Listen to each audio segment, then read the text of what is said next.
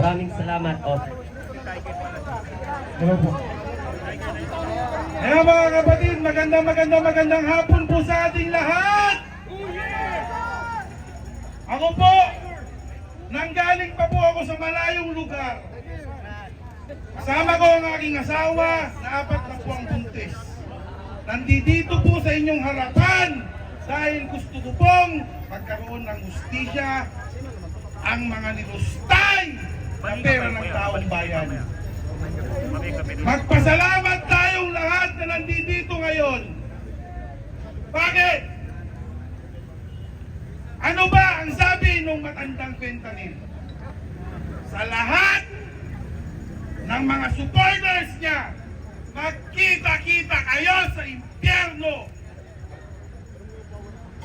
Si Sara Duterte, anong sabi ni Sara Duterte?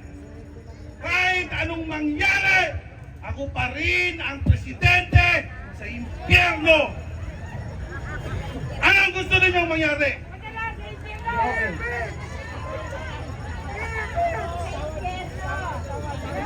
Anong gusto ninyong mangyari? Iluklok na naman natin sila at gawin na naman impyerno ang bansang Pilipinas?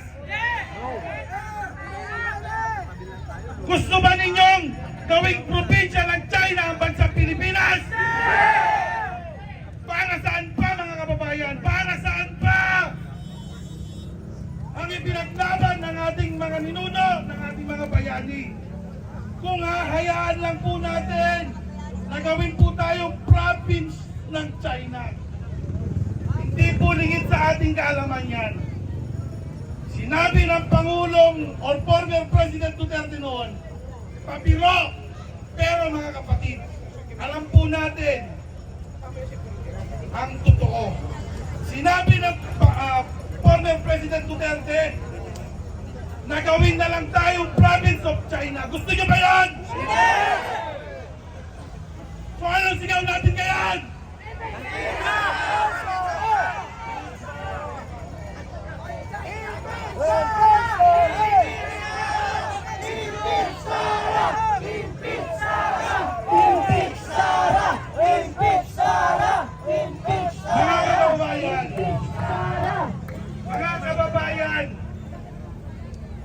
Ginagawa po ng ating Pangulo ang lahat ng kanyang mga kaya. Pero, paano po tayo uusad dito? Kung meron pong magnanakaw ng pondo ng Pilipinas, anong mangyayari sa atin? Wala po. Ang sigaw nila, kapayapaan, pagkakaisa. Paano po tayo magkakaroon ng pagkakaisa at kapayapaan kung yung isa hindi siya nagpapatawad? Hindi po tayo magkakaroon ng kapayapaan, mga kababayan, mga kapatid. Hanggat nandyan si Sara Duterte, hanggat nandyan ang mga Duterte, hanggat nandyan yung mga drone, yung mga bayarang vlogger ng mga Duterte, nasaan na? Kala ko ba?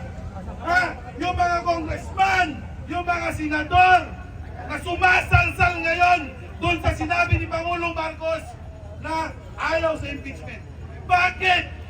Nung binabastos, nung binabalahura si PBBM na mga lintik na mga bayarang vlogger na yan, yung mga DDS supporters na yan, bakit hindi nyo man lang sila kinundina?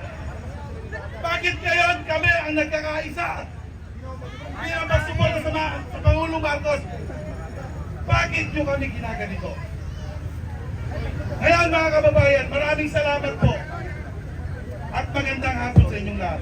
Ano ang sigaw natin?